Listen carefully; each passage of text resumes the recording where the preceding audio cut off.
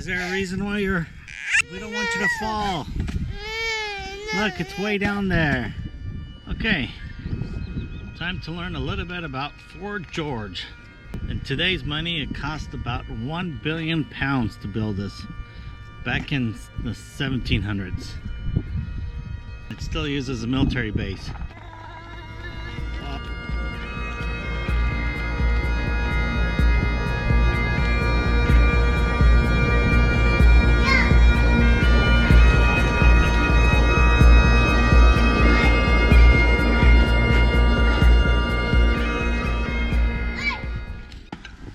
Before you lies the fort's inner line of defense.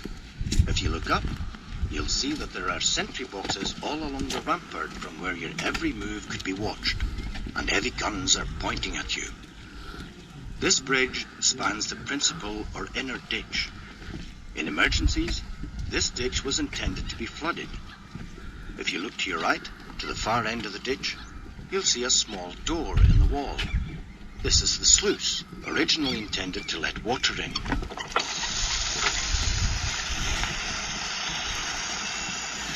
A great plan, but in practice, it only worked at high tide.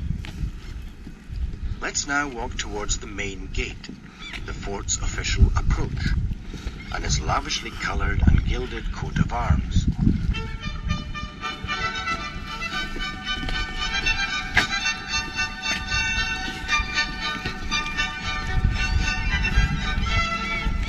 The brightly coloured arms above you are those of King George II, in whose reign this fort was begun.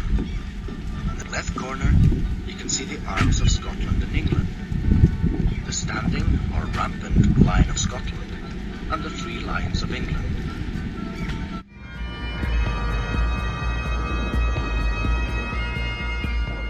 George is unique in that both its fortifications and its interior buildings have been perfectly preserved. This parade has always been used for ceremonial drill, and it is still used today by whichever regiment is in residence. However, such ceremonies are now rare.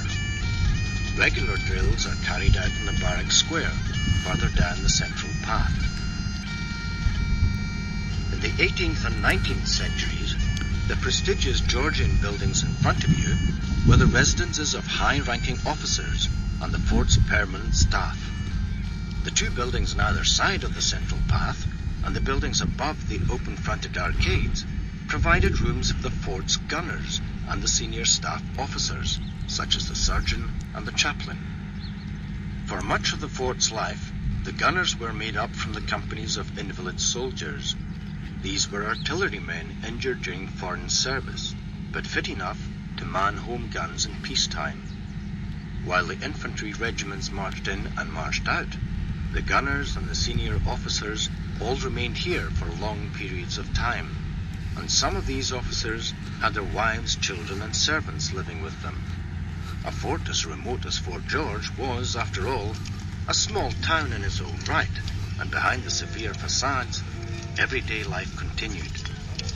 The buildings are flanked on either side by particularly fine three-story houses. These held the fort's most prestigious accommodation. The house on the far right provided homes for the lieutenant governor and for the fort major.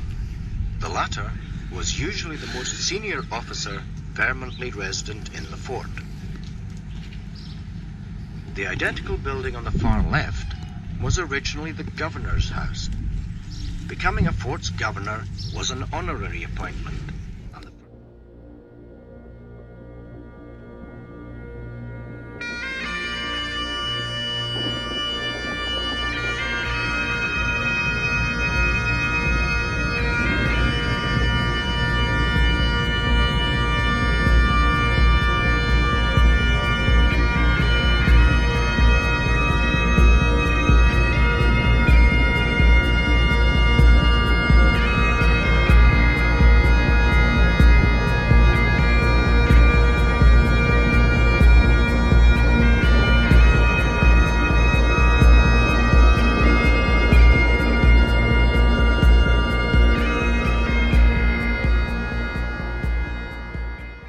promontory with a lighthouse you can see if you're standing on the left of the gun.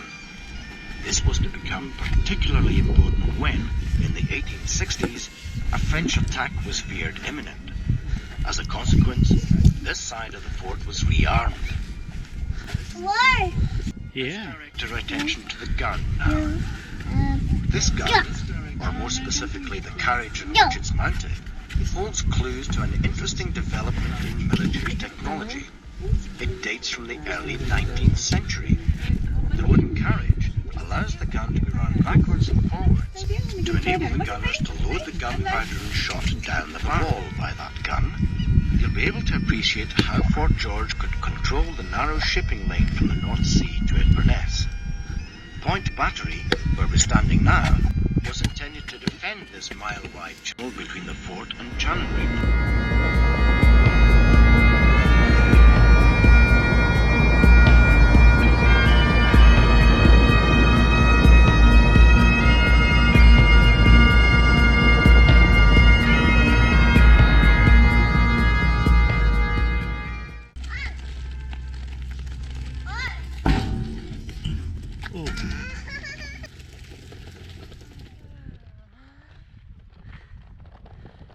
Adeline, you gonna come with us?